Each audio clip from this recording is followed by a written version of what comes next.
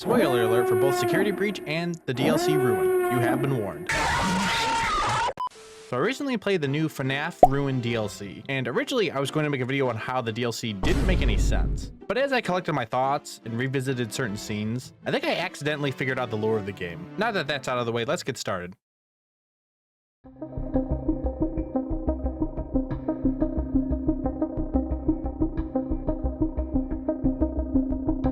When you first load up the game, you were shown a completely destroyed pizzeria. Everything is absolutely destroyed and boarded up. There's trash everywhere and cockroaches have moved into the building. Ugh, that still grosses me out. Anyways, you go through the story, a lot of stuff happens, yada yada yada. If you're a monster, you die, the end. But in all seriousness, you find out the pizzeria collapsed in on itself, most likely due to the fire ending where Gregory tries to destroy Burnt Trap and the Blob. You think by now they'd know to stop trying to burn them. It clearly doesn't work. Now, this is where I think the first hint of the lore comes from. No one really knows how long it's been since the events of Security Breach and Ruin, but a lot of people think that in between Security Breach and Ruin, Gregory came back to the pizzeria and discovered the Mimic, which then set off the events of the game. But I don't think that's true. If anything, I believe this shows that the fire ending is a canon event, that while Gregory was down there escaping from the fire, he discovered the Mimic on his way out rather than coming back. Think about it. Why would Gregory come back to the Pizzaplex? There is no reason for him to do so, and the location of the Mimic is deep down underneath the Pizzaplex, even further down from where Burnt Trap and the Blob were. If you look back to the animation of the fire ending, you see that Gregory and Freddy are going deeper into the cave, which is exactly how you get to the Mimic. If you remember what Freddy says back in Security Breach when you were about to go down the elevator, he states that it's a one-way trip. The elevator cannot come back up. So how did they escape? By going further down into the Mimic facility. The facility that was holding the Mimic must have not only had a way to escape, but a way to come back to make sure it remains sealed. Now, that explains how the Mimic could copy Gregory's voice, but it doesn't really explain how it got there. Well, for that, we gotta turn to the absolute best character in the entire franchise, Candy Cadet! I am a Candy Cadet. Come get your candy here. I have candy all day, every day. Candy, candy, candy. While playing Ruin, you'll find these real-world presents, and within them are a bunch of different stuff. But what really matters is the Faz tokens. If you find all 5 Faz tokens, you can give them to Candy Cadet, where he will tell you this story. Now I will tell you a story about a mother and a little boy who lived alone in a cabin in the dark woods.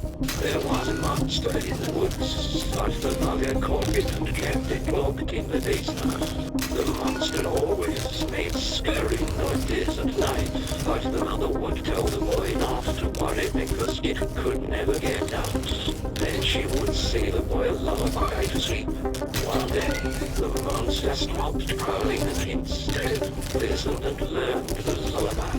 The next day, when the mother went out to find food, the monster sang the lullaby from the basement. The little boy heard the lullaby and opened the door. A mother and a little boy who lived alone in the dark woods. Now, where have I seen that before? Oh, that's right. Freddy Fazbear's Pizzeria Simulator. In the racing minigame, you play as who we assume to be Afton, getting home to, I guess, yell at his son? I don't know, it's not super clear. But the picture becomes clearer when you go outside and see 2 different footprints, one human and one animatronic. I believe this was the Mimic's footprint. Afton is definitely the one who made the Mimic. There's no question about it. If you have any doubts, you can see the blueprints of Funtime Freddy, where on the blueprints it shows that a voice mimic and luring feature is on there. And Afton is the one who made the Funtime animatronics. If that doesn't convince you, I don't know what will. But then there's that line from Candy Cadet that really made me think. But the mother caught it and kept it locked in the basement. The mother?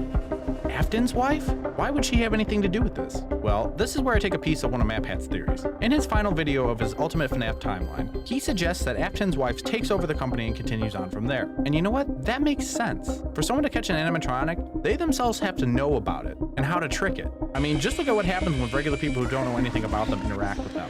You really think some random person caught a murdering animatronic? No, it makes perfect sense that this mother was Afton's wife. Then there's the next part. Kept it locked in the basement. Why would you keep something so dangerous, so evil locked in the basement? Unless the basement refers to the underground facility of sister location.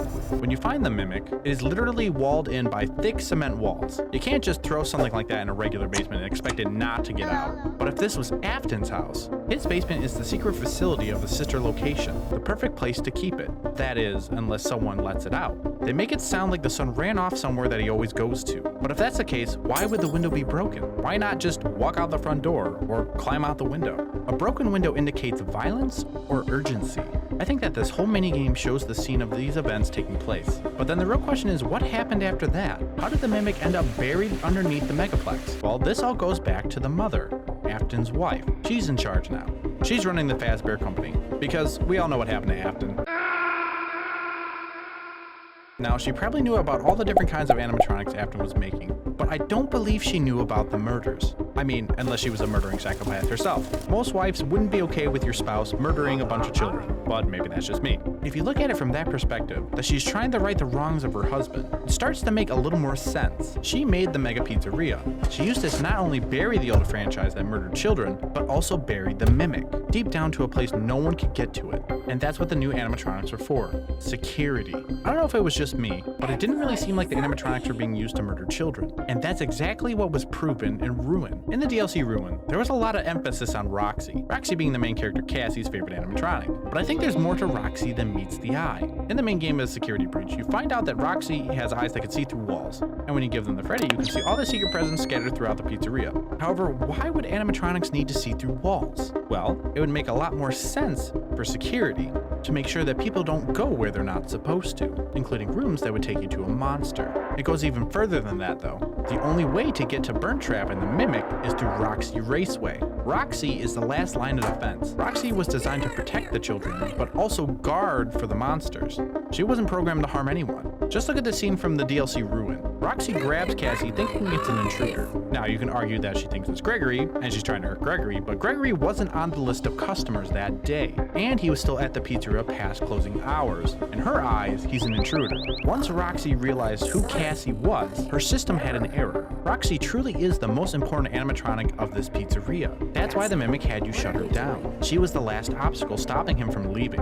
And once she was out of the way, there was nothing left to stop it. But that's just my theory. I know there's a couple loose ends like Gregory and him murdering us, still a dick move, as well as the Mixus program, but I think I'll leave that one up to MatPat to figure out. So that's going to be it for me today, guys. If you liked the video, hit that thumbs up. If not, hit down. Let me know down in the comments if you agree with my theory, if you think I'm completely wrong, or any other theories you might have yourself. And I will catch you guys in the next one.